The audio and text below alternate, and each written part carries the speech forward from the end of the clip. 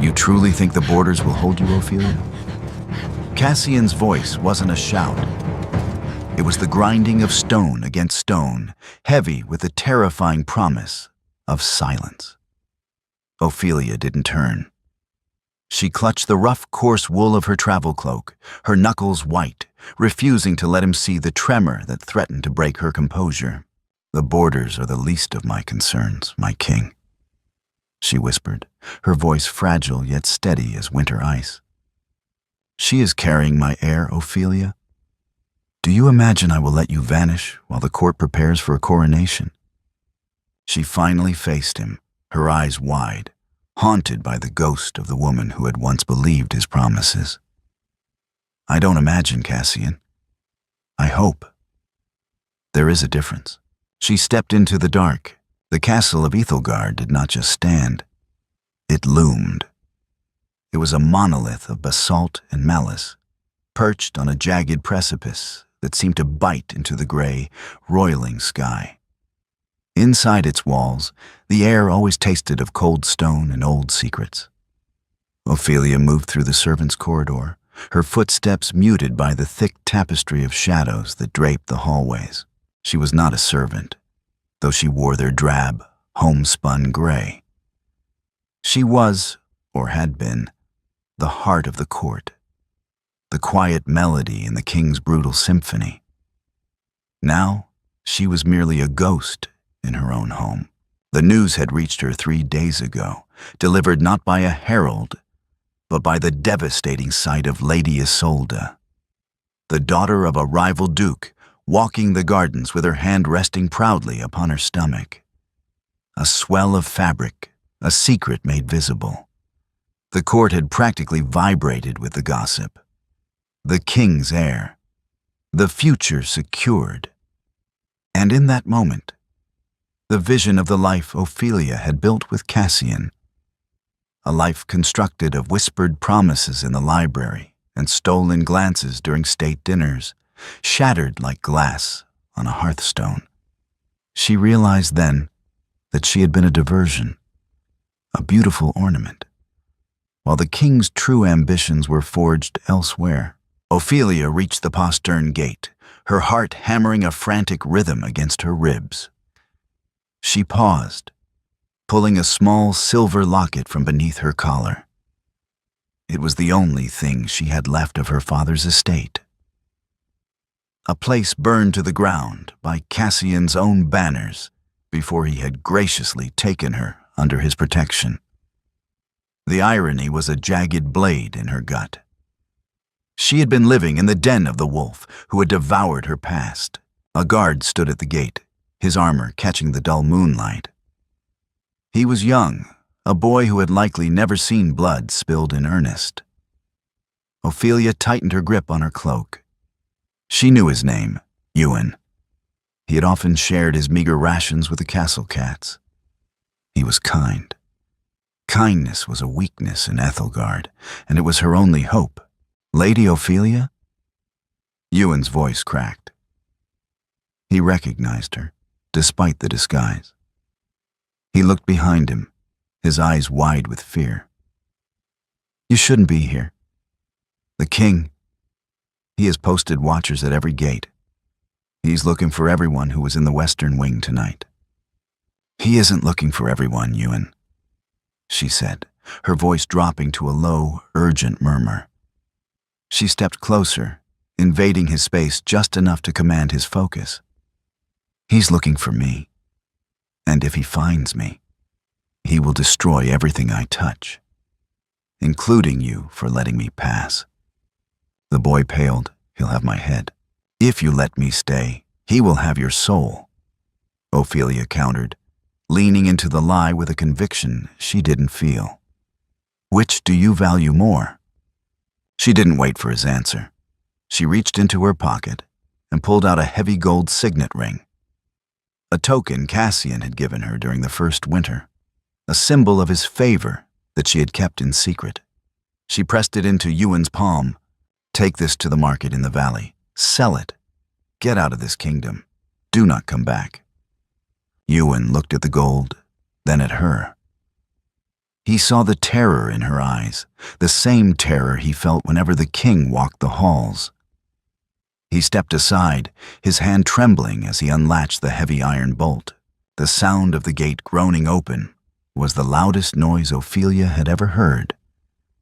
She slipped through, the cold night air biting at her cheeks like a physical blow. She didn't look back at the walls of Ethelgard. She didn't dare. To look back was to invite the memory of Cassian's touch, his possessive gaze, and the crushing weight of the life he had forced upon her. She ran. Into the woods, into the dark, into the terrifying uncertainty of a world that no longer had a king to command her, but one that held an alpha who would never let his property go. The forest did not welcome her. It was a suffocating tapestry of ancient oaks and thorny underbrush that clawed at her gray woolen cloak as if trying to tear the secret of her flight from her shoulders. The air grew thinner the further she climbed, the altitude making her breath hitch in sharp, jagged gasps. Ophelia didn't stop.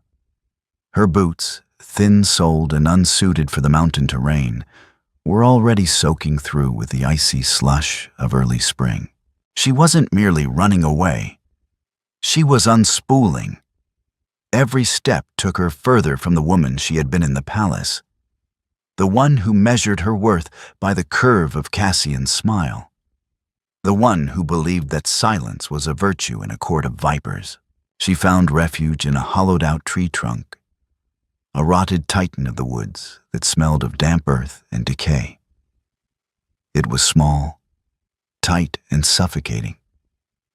Yet it was the safest place she had found in years. As she curled into a ball, trying to stop the shivering that racked her frame, a memory surfaced. Unbidden, like a dark spring bubbling through sand, he had placed the heavy gold necklace around her throat, his fingers grazing her skin with a possessiveness that had felt, at the time, like adoration. "You belong to the crown, Ophelia," he had murmured, his voice a low vibration against her ear. "And the crown belongs to me." She had thought it was a vow of eternal care. Now, she realized it was a branding. Ophelia pressed her palms against her eyes, willing the image away. She needed to focus on the terrain.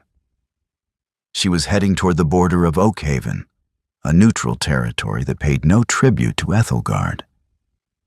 If she could reach the river, she could board a merchant skiff, but the forest was quiet.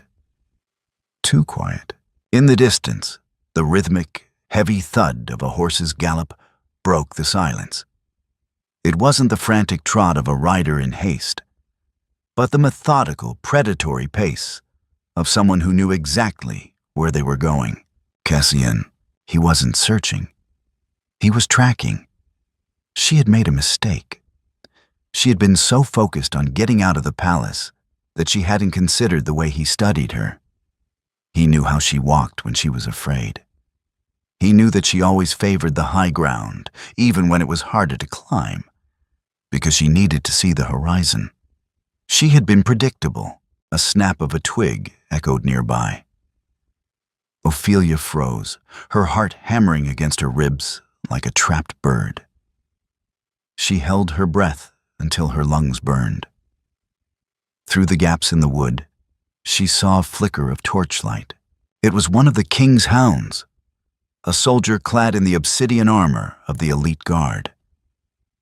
He stopped near her hiding spot, his helmeted head tilting to the side, listening. He had stopped not because he saw her, but because the wind had shifted, carrying her scent.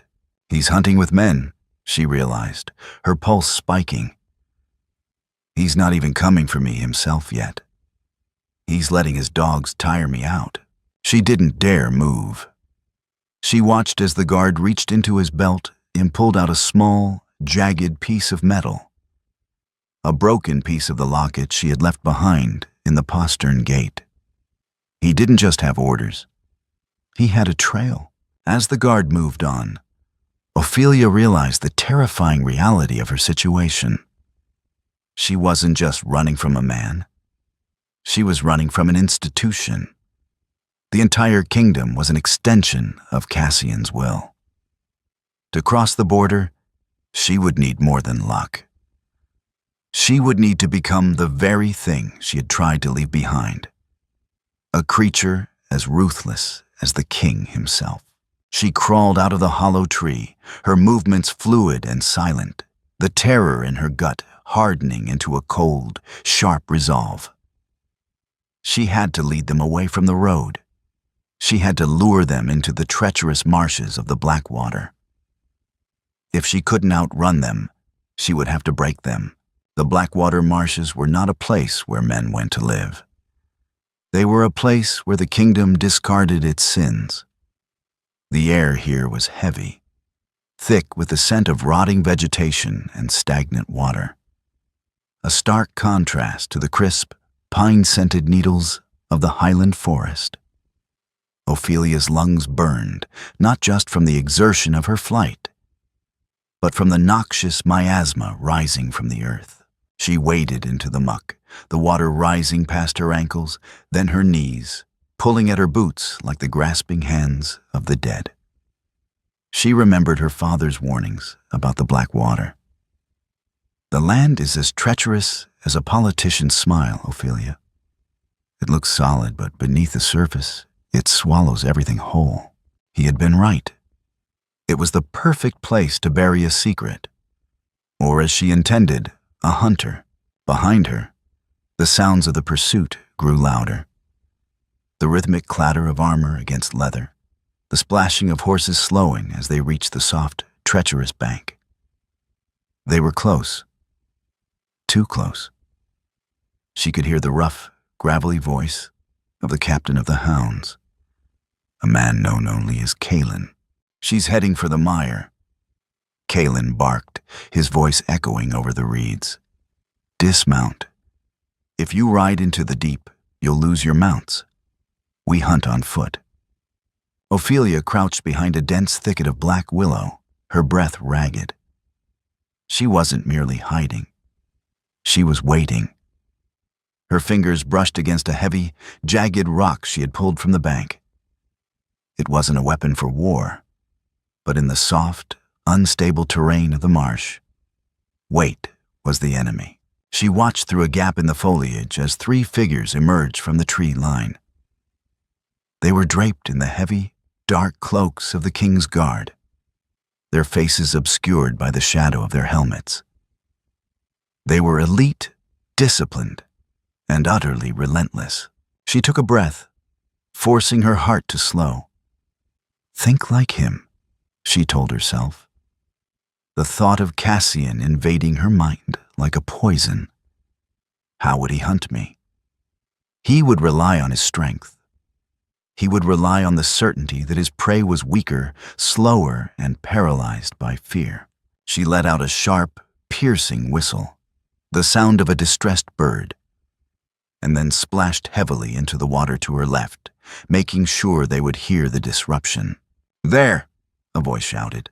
The heavy thud of boots hitting the water followed. They were taking the bait. They charged forward, armor rattling, their focus fixed entirely on the movement in the reeds.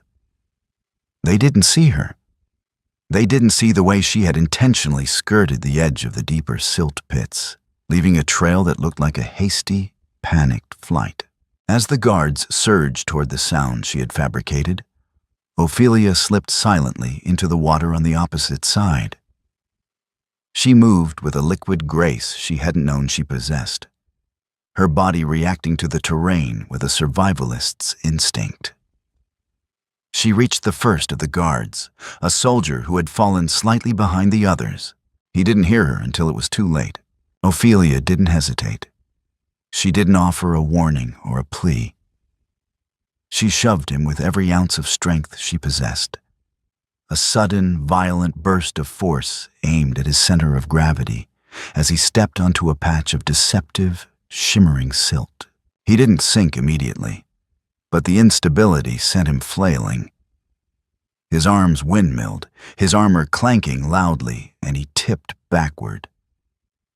As he struggled to find footing, he sank up to his waist in the thick, suffocating sludge.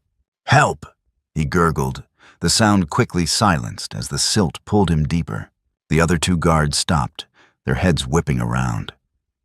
Panic flared in the air. Not for her, but for their comrade. They were trained for battle, for swordplay, and for loyalty. They were not trained for the hungry, uncaring earth of the Blackwater. Ophelia melted back into the shadows of the willow trees, her hands trembling. She had done it. She had neutralized one of them, but she had also revealed her presence. She wasn't a victim anymore. She was a threat. And as she crept further into the heart of the marsh, she knew that Kaelin wouldn't be fooled by the same trick twice. The hunt had just changed. It was no longer about catching her. It was about eliminating her before she could reach the border. She pressed a hand to her chest, feeling the frantic rhythm of her heart. She was terrified, yes. But beneath that terror, there was something else. A cold, sharp hunger for survival that felt dangerously, exhilaratingly like power. The rain began as a whisper, then turned into a steady, gray curtain that washed the world in shades of slate and misery. Ophelia stumbled onto solid ground, her boots caked in the foul, clinging mud of the Blackwater. Every muscle in her body screamed in protest, a symphony of aches that reminded her she was still alive, still breathing, still fighting. She collapsed under the eaves of a gnarled oak, pulling her soaked cloak tighter. The adrenaline that had sustained her through the mire was leaching away, leaving behind a hollow, shivering void. Her hands, still stained with the dark silt of the marsh, were trembling uncontrollably. She had done it. She had neutralized a threat. But the image of the soldier sinking into the silt, his eyes widening with that final, suffocating realization, refused to leave her mind. She squeezed her eyes shut, but the darkness behind her lids was worse. It was filled with Cassian's voice. Not the man she had loved, but the king who had molded her. "Mercy is a luxury for those who do not have to lead, Ophelia," he had said once, tracing the line of her jaw with a thumb that felt both protective and restrictive. "If you are ever in a position where you must choose between your life and another's, never choose the burden of regret. Regret is heavy. It will slow you down." She had wept for a trapped rabbit during a hunt once. He had comforted her, promised her that nature was cruel, and that they, the apex of this world, were simply its stewards.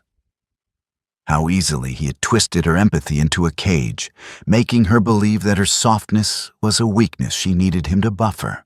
Now, shivering in the freezing rain, she realized the truth. Her softness wasn't the weakness, his cruelty was. And by forcing her to survive in the wild, he hadn't broken her. He had stripped away the layers of pretense he had built around her. A sharp, familiar sound cut through the rain. The low, vibrating bay of a hound. Ophelia's eyes snapped open. They were still coming. The marsh had delayed them, not stopped them. She pushed herself to her feet, her legs feeling like leaden weights. She couldn't stay here. She needed to reach the high pass before nightfall, where the treacherous mountain trails would make it impossible for horses to follow.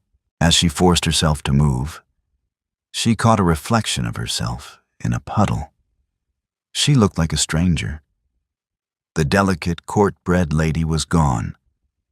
In her place was a woman with wild, matted hair, eyes that burned with a feverish, cold light, and the gait of someone who had learned to walk without leaving a path. Miles away, standing at the edge of the very marsh Ophelia had crossed, Cassian looked down at the site of the skirmish. The silt had been disturbed, a clear sign of a struggle. One of his hounds, the one who had plunged into the pit, was being pulled from the mud by his comrades, gasping and shivering, his armor ruined. Cassian didn't look at the soldier.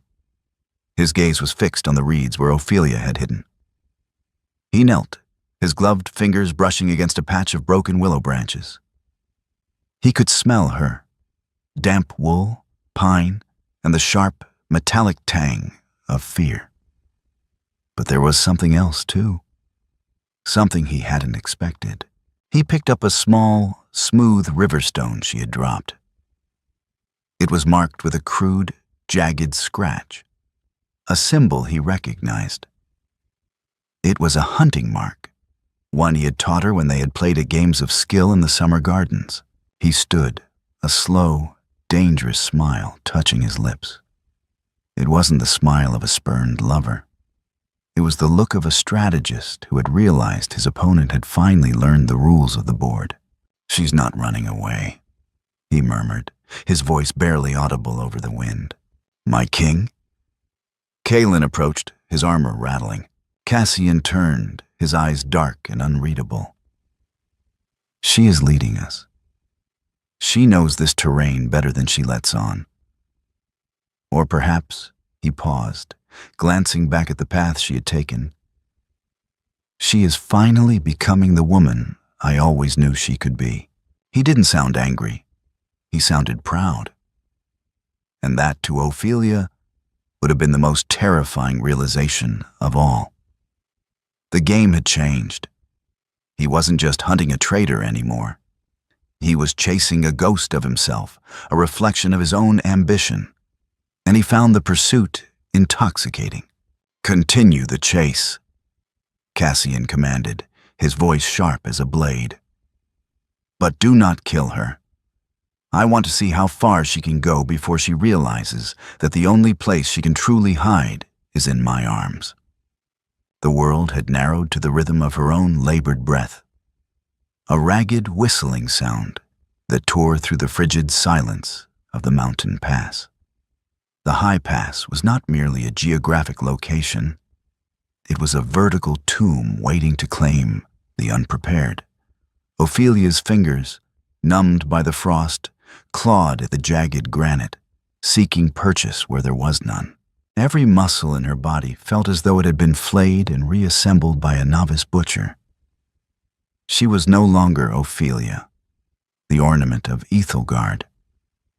She was a singular, driven force of kinetic desperation. The cold was a physical weight, a mantle of ice that pressed against her chest, slowing her heartbeat to a sluggish, dangerous tempo. She paused, pressing her forehead against the icy stone. The wind howled, a mournful, high-pitched scream that mimicked the agony in her own marrow. For a fleeting second, her mind drifted back to the palace, to the roaring hearths of the great hall, the warmth of spiced wine, and the silk-lined comfort of her chambers. She remembered Cassian's voice, a velvet promise of security. "You are a delicate flower, Ophelia," he had once told her, brushing a strand of hair from her cheek. "It is the duty of the gardener to ensure you never have to face the storm." She laughed, a harsh, hacking sound that died instantly in the biting air. He hadn't been protecting her. He had been pruning her. He had systematically removed the thorns of her intuition, the roots of her autonomy, until she was nothing more than a bloom waiting to wither when he decided to stop watering her. She pulled herself over the lip of the ridge, her boots skidding on a patch of black ice. She fell hard, the impact jarring her teeth. A cry escaped her, but she stifled it, clamping her hand over her mouth. Silence was her only ally. She looked back down the trail she had ascended. Miles below, the Blackwater Marsh was a mere smudge of dark gray on the horizon. They were still there. She could feel the predatory focus of the king's hounds, not through sight, but through a primal, heightened awareness that terrified her. She was leaving a trail of exhaustion, a breadcrumb path of shivers and stolen moments of rest. She stood, shivering violently, and forced herself to walk. The path narrowed, hugging the cliffside until it was no wider than a sword's length. Below, the abyss yawned, a silent promise of eternal rest. As she navigated the treacherous ledge, she spotted a small, sheltered alcove beneath a rocky overhang. It wasn't luxury. It was a crevice. But it was dry. She huddled inside, curling into the fetal position, her cloak offering little defense against the encroaching frost. As she drifted into a fitful, shallow sleep, the memory of her father's estate burned in her mind. She remembered the fire. She remembered the heat of it, the way it had tasted like ash and betrayal. She had been naive then, thinking that safety was a gift given by the powerful. Now she knew that safety was a commodity that had to be carved out of the world with one's own hands, often at the expense of one's own humanity. Miles beneath her, the search party had slowed. Cassian walked the path himself, his boots crunching on the frozen earth. He didn't look tired. He looked invigorated. She went up. Kalen noted, his voice strained by the exertion of the climb. "It's a death trap, my king. No one takes the high pass in the spring. The thaw hasn't even begun. The avalanches." Cassian held up a hand, silencing him. He knelt, his eyes scanning the ground. There, caught on a sharp outcropping of rock, was a strip of gray wool, a fragment of her cloak. He picked it up, the fabric feeling coarse and common between his gloved fingers. He didn't burn it. He didn't discard it. He tucked it into his tunic, near his heart. "She is not trying to find safety, Kalen," Cassian said, his voice low, vibrating with a strange, dark intensity.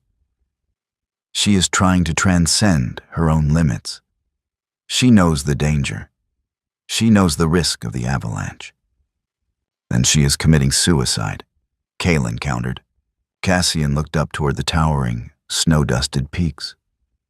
A slow, knowing smile spread across his face. "No. She is proving that she can survive without me. And the more she proves that, the more she belongs to me. Because only I will truly understand the cost of what she is doing." He motioned for the men to continue, his pace unhurried, almost leisurely. He wasn't afraid of losing her. He was watching a masterpiece being painted in real time, and he had no intention of interrupting the artist before the final stroke. "Do not rush her," he commanded, his eyes gleaming with a terrifying, absolute confidence. "Let her climb until her fingers bleed. Let her realize the height of the precipice. And then, when she is at her most exhausted, when she realizes that the only thing holding her up is her own will, that is when I will be there to catch her." The cold was no longer an adversary. It was a companion. Ophelia had ceased fighting the frost that gnawed at her fingertips and instead integrated it into the rhythm of her movement. She rose from the alcove, her limbs stiff, creaking like old timber. The mountain air was thin, tasting of nothing but ice and ancient rock. She had to keep moving. The ridge was a narrow spine of stone, dropping away into a dizzying white void on both sides. Every step required a calculation of physics she had never learned in the palace libraries. Center of gravity, breath control, grip. A memory flashed. The dance hall at Ethelgard. The smooth, polished marble floors, the scent of lavender and expensive wax, and Cassian's hand on the small of her back, guiding her through the intricate, formal steps of a quadrille. She had been a doll on a music box, moving only when prompted, stopping when the music ceased. She shoved the image aside. That girl was dead. If she tried to move with that grace now, she would tumble to her death. She reached a section of the path where the stone had crumbled away, leaving a gap of 10 feet. a jump, or a certain end. Below, the abyss was a silent, gaping maw. She looked down, felt the vertigo threaten to pull her over, and immediately looked up at the peaks. She didn't pray to the gods of Ethelgard. She didn't pray at all. She took a breath, the air burning her lungs, and leapt. Her boots skidded on the far edge. She scrambled, her fingernails tearing against the rough, frozen grit. She dangled there for a heart-stopping moment, legs kicking at empty space, until she hauled herself up, sobbing with a sheer, agonizing effort. She lay on her back, staring at the gray, indifferent sky, and for the first time, she laughed. It was a jagged, broken sound, but it was real. She had survived. Miles below, the path was choked with the debris of the mountain. Cassian stood at the base of the broken ridge, his eyes tracing the path upward. "She jumped it, my king," Kaelin whispered, awe leaking into his voice. "The crossing at the Needle's Eye. No one in their right mind attempts that without ropes. The stone is brittle." Cassian did not look at the ledge. He looked at the snow, where Ophelia's desperate, frantic scramble had left marks. He knelt, tracing the indentations with his gloved hand. He could see her struggle. He could see the terror. But he also saw the outcome. She had made it across. "She is not in her right mind, Kaelin," Cassian said, his voice strangely soft. "She is in a state of absolute necessity. Do you see this?" He pointed to the marks. She didn't hesitate. She didn't calculate the risk. She simply decided that the drop was less dangerous than staying behind. He stood, his gaze hardening as he surveyed the treacherous ascent. She is being remade by the mountain. Every inch she climbs, she is shedding the courtly silk I wrapped her in. It's fascinating, is it not? It's dangerous, Kaelin countered, his hand resting on the hilt of his blade. If we push her too hard, she won't just fall. She will trigger the slide. The snow is unstable. One more step and the whole shelf could go. Cassian looked up toward the summit, his eyes gleaming with a dark, terrifying hunger. Then let it slide. Let the mountain try to break her. If she survives the avalanche, she will have transcended everything I ever taught her. And if she doesn't, then at least she died free, rather than as an ornament in my hall. He gestured for the men to hold back. He wouldn't follow her closely anymore. He would watch from a distance, savoring the spectacle of her transformation. He wasn't just hunting her anymore. He was witnessing the birth of a creature he had long fantasized about. A woman as cold, as jagged, and as lethal as the winter itself. "Wait here," Cassian commanded, his gaze never leaving the heights. "She has one more lesson to learn before I claim her. She needs to understand that no matter how high she climbs, the air remains mine to breathe. The wind on the summit of the high pass did not blow. It struck. It was a physical blow, a rhythmic hammering of ice and grit against the stone, designed to erode everything that stood against it. Ophelia had crawled beyond the point of human endurance, her body functioning on a reserve of energy she didn't know she possessed. Her hands were no longer numb. They were burning, a dull, throbbing fire beneath layers of frost. She found shelter not in a cave, but in the ruins of a stone watchtower that predated the kingdom of Ethelgard. It was a hollowed-out shell, a circular wall of gray masonry that offered a reprieve from the gale. She collapsed inside, her back against the ancient, lichen-covered stone. The silence here was profound, not empty, but heavy. It felt like the world was holding its breath.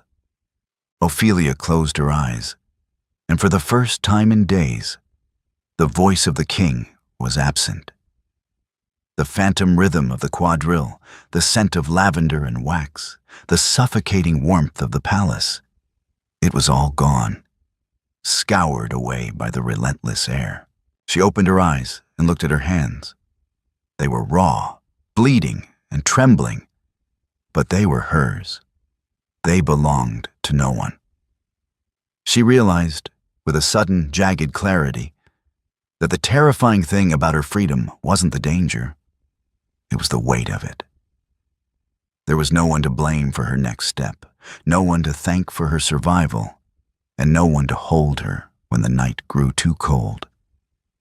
She was entirely, dangerously autonomous. She reached into her tunic and pulled out the small piece of gray wool she had kept, the last shred of the life she had once woven for herself.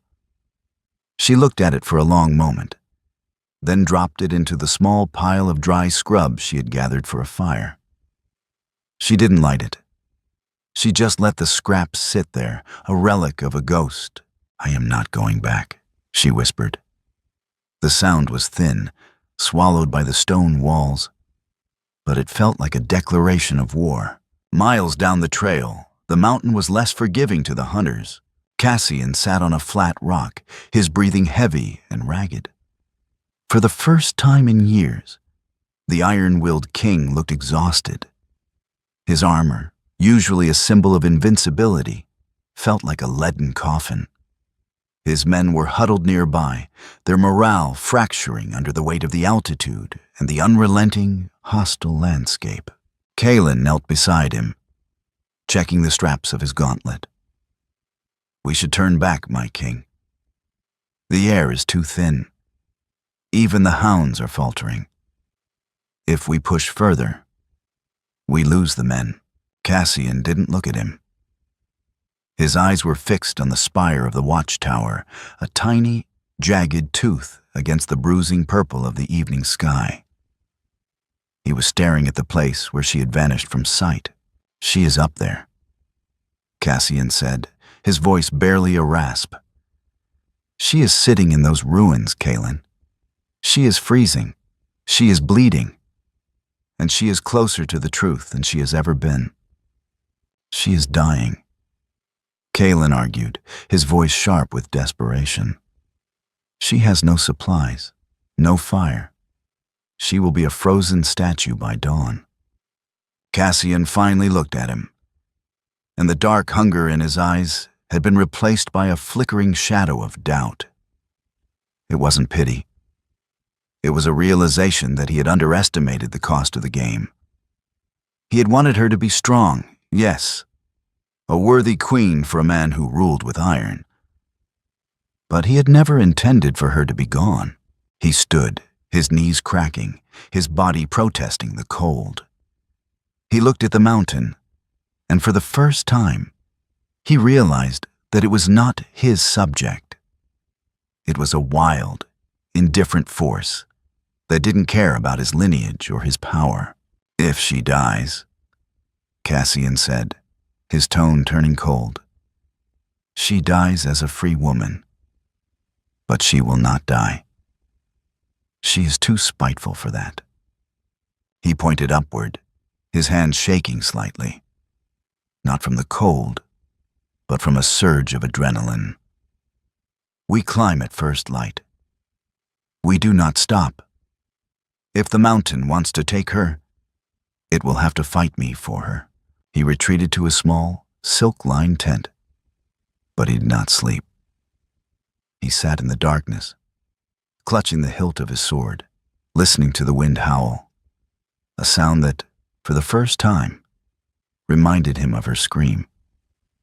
He was no longer the hunter chasing a stray bird. He was a man realizing that he had driven his prize to a height he could no longer reach. The storm did not announce itself with clouds or warnings. It simply arrived, a wall of white that erased the world. Ophelia was already moving. The watchtower had given her the clarity she needed, but it offered no food, and the cold was relentless. She stepped out into the gale, her movements jerky and stiff, like a marionette with tangled strings. She had no destination, only a direction. Away. Away from the palace, away from the memory of lavender and wax, and away from the man who was currently trying to climb the mountain of her defiance. She found the path down, a narrow, treacherous chute of shale that demanded everything she had. She was no longer running from Cassian. She was running for her own life, a distinction that felt monumental. Above the roar of the wind, she heard a sound that didn't belong to the mountain. A sharp, percussive crack. It was the sound of earth giving way. Miles below, Cassian had stopped. He was looking at the flank of the mountain, his hand frozen in midair as he pointed to a root. "The shelf is unstable." Kaelin shouted over the howl of the gale, his voice thick with uncharacteristic fear. "My king, the pressure is too great. The snow is packed too tight. We have to fall back to the tree line." Cassian didn't listen. He was staring at the summit, his eyes wide and unblinking. He saw movement, a speck of gray against the blinding white. Ophelia. She was descending, unburdened by the vanity of her former life, moving with a desperate, jerky speed. "She's crossing the fault," Cassian whispered, his voice caught between admiration and horror. "The fault?" Kaelin grabbed Cassian's shoulder, shaking him. "If she steps on that ridge, the vibration alone will trigger the slide. We'll be buried. We have to move now." Cassian finally turned to look at his captain, and for the first time in his reign, he looked small.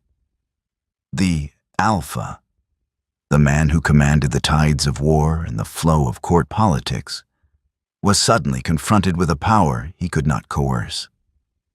The mountain didn't care about his title.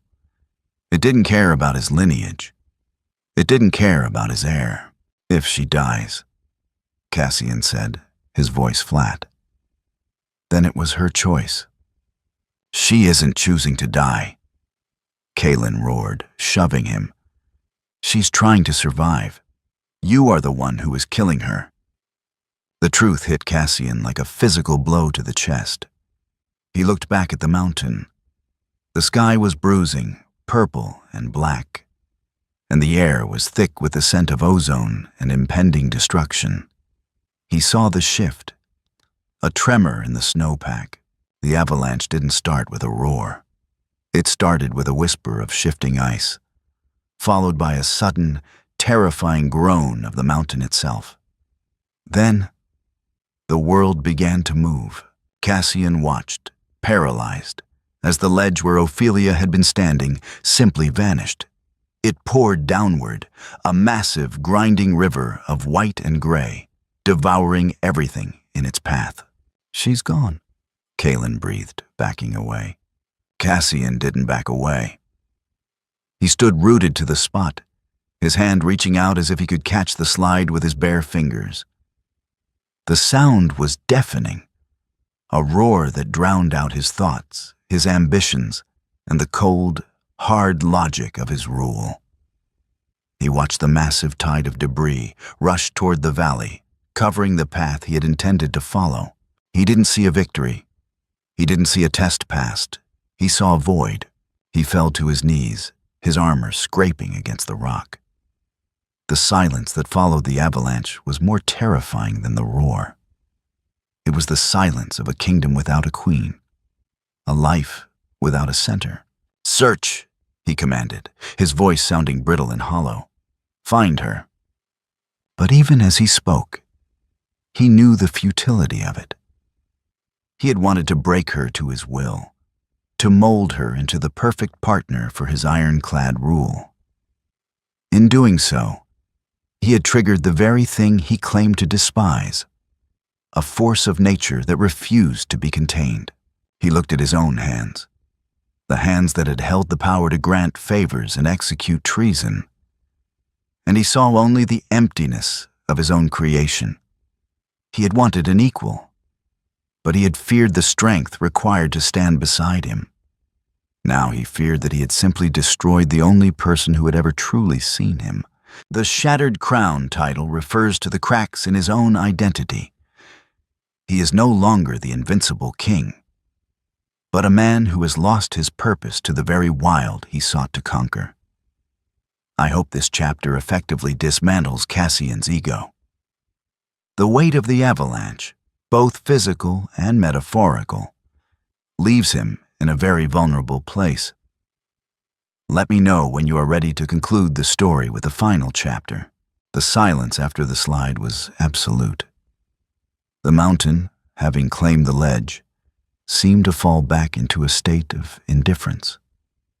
Cassian remained on his knees for hours, the frost creeping up the joints of his greaves.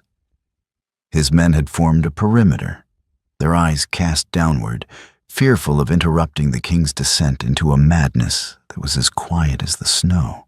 "My king," Cailan finally ventured, his voice cracking. "The sun is setting. If we remain, the temperature will drop below what any man can endure. We must go." Cassian didn't respond. He was staring at the scar in the landscape, the fresh gash of white where the mountain had stripped itself bare. He had come here to break her, to prove that he could capture the wind and cage the storm. Now, looking at the void, he realized he had only succeeded in breaking himself. He stood, his movements stiff and ancient. He looked at his hands, the same hands that had signed death warrants and caressed Ophelia's face. They felt like tools of a dead man. "We do not leave," Cassian said, his voice devoid of its usual authority. It was thin, frayed at the edges. "We search until the thaw, every inch, every stone." But deep down, in the marrow of his bones, he knew. The avalanche hadn't taken a prisoner. It had taken a secret. Ophelia had not been crushed beneath the weight of the snow. She had vanished into the logic of the wild, a place where his titles and his armies meant nothing. The weeks that followed were a blur of hollow motions. Cassian returned to Ethelgard, but the palace felt like a crypt. The throne, once his seat of absolute power, felt like a cold, uncomfortable chair. The scent of lavender and wax, once his reminder of Ophelia's presence, had been replaced by the smell of stagnant ash and dying dreams. The mistress, Isolde, remained, a reminder of his tactical blunder. She spoke to him of heirs and alliances, but her voice was a dull drone that barely penetrated his awareness. He didn't hate her, nor did he love her. He simply didn't see her. He saw only the mountain. One evening, he sat in the library, the very room where he had once lectured Ophelia on the nature of control. He pulled a volume from the shelf and found, tucked within the pages, a small pressed flower she had left behind, a forgotten relic of her past self. He didn't burn it. He couldn't. He realized then that he hadn't lost her to the mountain. He had lost her long before they had ever reached the high pass. He had lost her the moment he decided that her value lay in her submission. She hadn't been fleeing from the avalanche. She had been fleeing from the version of herself he had insisted she become. In the distance, far beyond the reach of his riders and his spies, in a valley that did not feature on any of his maps, a woman walked. Her hair was sun-bleached and tangled, her hands were scarred and calloused, and her eyes held the sharpness of a hawk. She wore no crown, no silk, and no chains. She stopped by a river, watching the water rush over smooth stones. She didn't look back at the horizon, for there was nothing left to return to. She was not waiting to be found. She was simply living. Cassian stared at the pressed flower in his hand, the brittle petals disintegrating under his touch. He was the king of Ethelgard, the alpha of the realm, the man who had command over thousands. Yet, as he sat in the dark of his silent library, He realized he was the poorest man in his kingdom. He had hunted for a queen, and in his arrogance, he had ensured that he would forever be a king of nothing but his own regret. A year had passed since the mountain claimed the ledge, and the seasons in the valley had turned with a quiet, indifferent grace. The winter snows had melted, feeding the rivers that carved their way through the jagged landscape, and the spring blooms were once again painting the hills in vibrant hues of gold and violet. In this hidden valley, far removed from the cold stone walls of Ethelgard, a woman walked.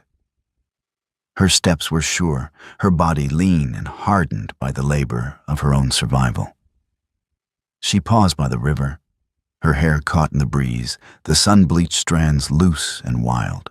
She wore simple homespun clothes, stitched with care, and her hands were no longer the soft, pale instruments of a courtly life. They were scarred, calloused, and capable. She was not the queen of Ethelgard. She was not the ornament of the king's hall. She was simply Ophelia, and she was enough. She looked toward the distant ridge, where the peaks of the high pass still scraped the sky. A silhouette appeared on the horizon. A rider, small and solitary, paused against the light. She knew, with a sudden, calm clarity, that it was a scout from the capital. Perhaps the king still sent them, or perhaps it was mere habit. She didn't hide. She stood still, watching the figure. The rider remained for a long moment, scanning the vast, sprawling expanse of the valley. But the mountains here were deceptive, their shadows deep and their paths intricate. To anyone looking for a queen, there was nothing to see. There was only the wind, the river, and the vast, beautiful expanse of a life truly lived. The rider turned his horse and vanished back into the clouds. Ophelia turned away from the horizon. She had nothing to fear from the return of the past. The kingdom was a world away, a dream she had dreamt and then forgotten upon waking. She walked back toward her small cabin, the smoke curling from its chimney, a testament to a hearth she had built herself. She did not wait for approval. She did not seek a crown. She was the architect of her own solitude, the sovereign of her own silence. And in that, she had found a throne that no man could ever take from her. This epilogue offers closure by showing that Ophelia has not only survived, but thrived. The king's scout represents the final, lingering attachment to her past life, which she dismisses with apathy. The focus is on her agency. She isn't running anymore. She is simply living, which is the ultimate victory over a man who sought to define her existence.